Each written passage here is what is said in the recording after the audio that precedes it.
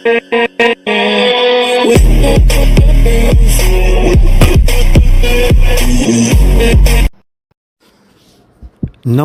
मेरे भाइयों, सबसे पहले आप सबको मैं साहिब बंदगी सतनाम कहता हूँ।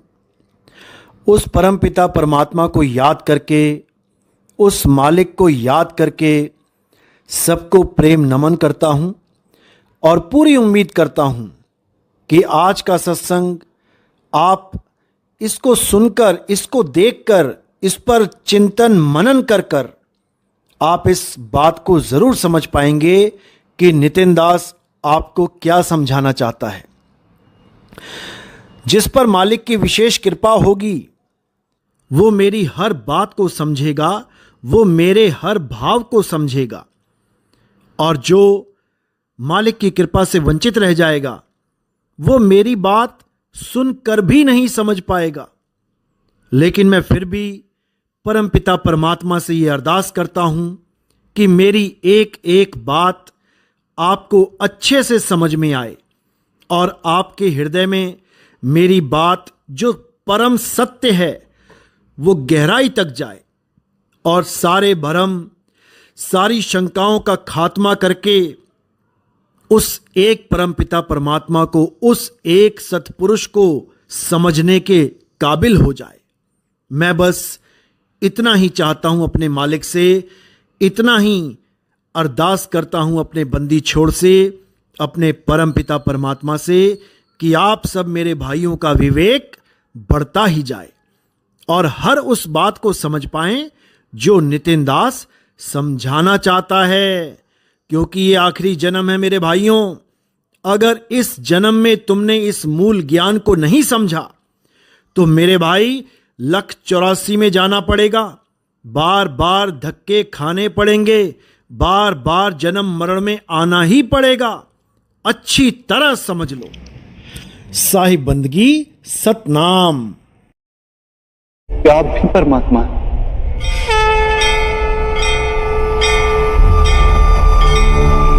हाँ पार्थ,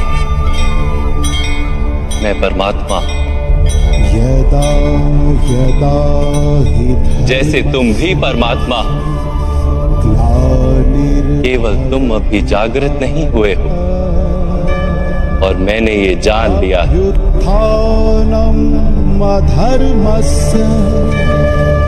तो अच्छी तरह समझिए यहां पर क्या समझाया कृष्ण जी ने।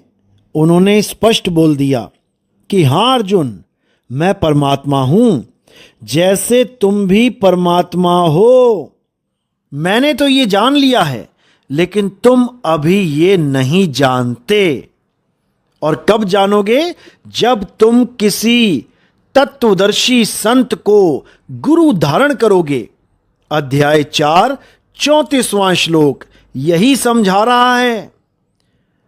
जब हम गुरु धारण कर लेते हैं तब हमें समझ में आ जाता है कि हम भी एक आत्मा हैं।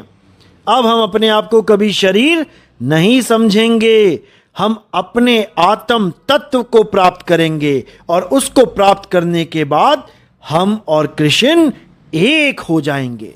क्योंकि आत्मा का ज्ञान प्राप्त कर लेना ही परमात्मा का ज्ञान प्राप्त करना है, जीव का नहीं। जीव तो भटक रहे हैं, ज्ञान आत्मा का प्राप्त करना। इसीलिए संतों ने भी बोला, आत्म में परमात्म दर्शे।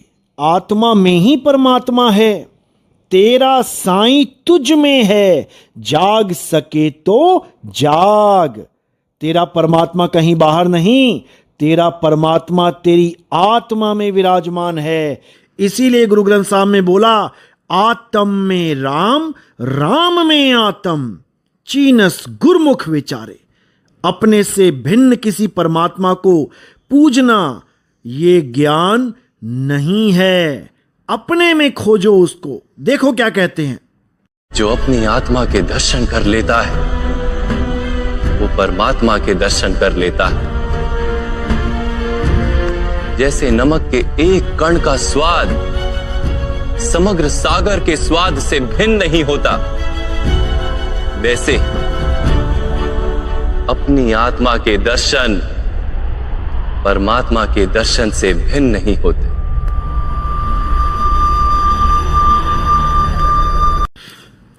तो मेरे भाइयों, बिल्कुल स्पष्ट ज्ञान समझा दिया गया कि आत्मा का दर्शन ही परमात्मा का दर्शन है।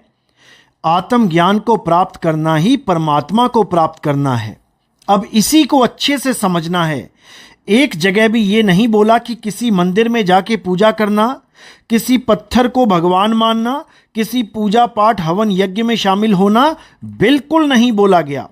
केवल एक ही ज्ञान समझाया गया कि अपनी आत्मा को जान अर्जुन, वही परमात्मा है।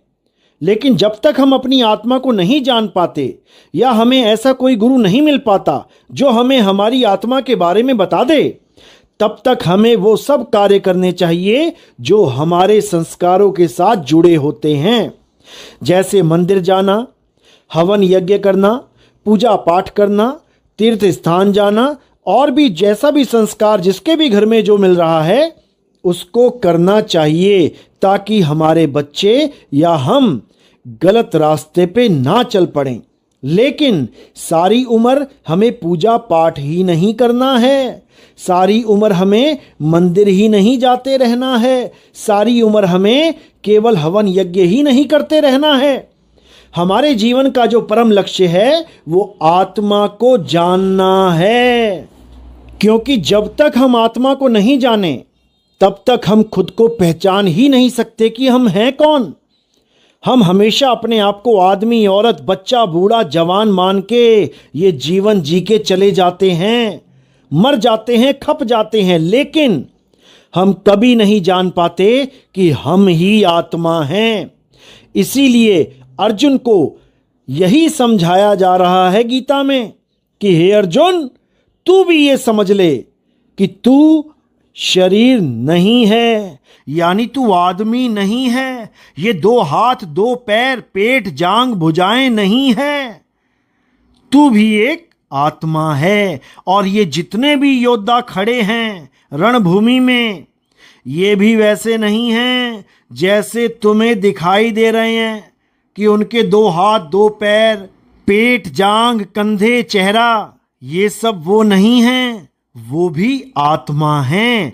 लेकिन माया के प्रभाव के कारण ना तुम ये समझ पा रहे हो कि तुम एक आत्मा हो, और ना ही वो समझ पा रहे हैं कि वो आत्मा हैं।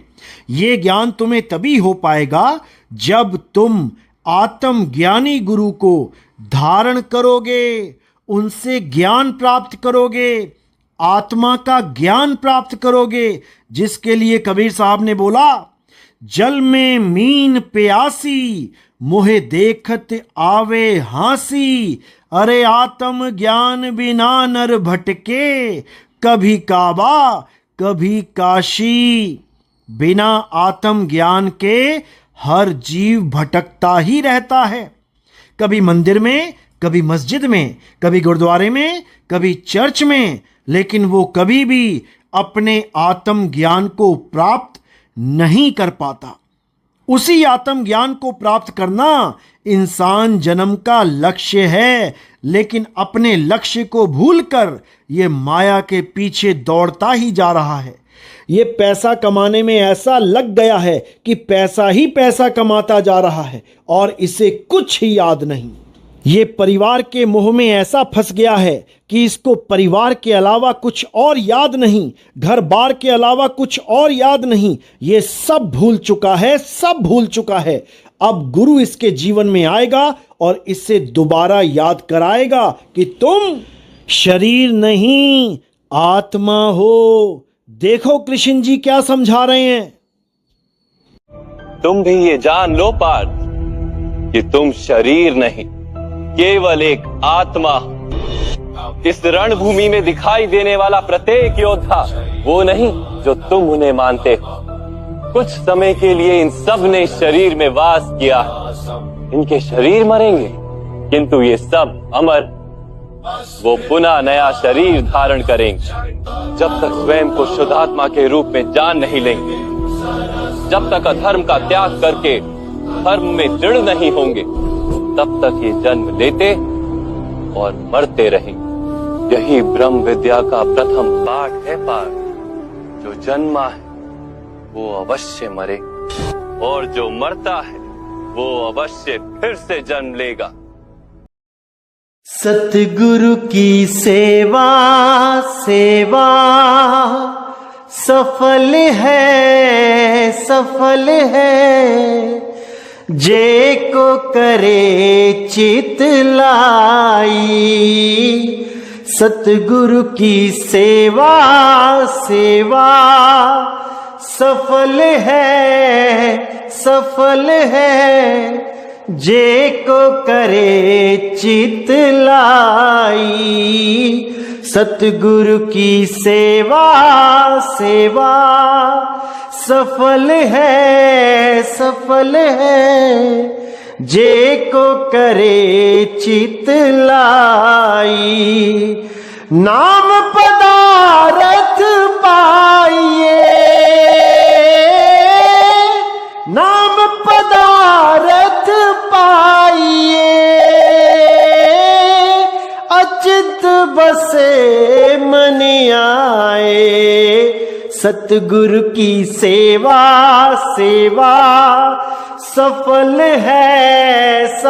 है जे को करे चित लाई। सतगुरु की सेवा सेवा सफल है जे को करे चित लाई। जे को करे चित लाई, जे को करे चित लाई।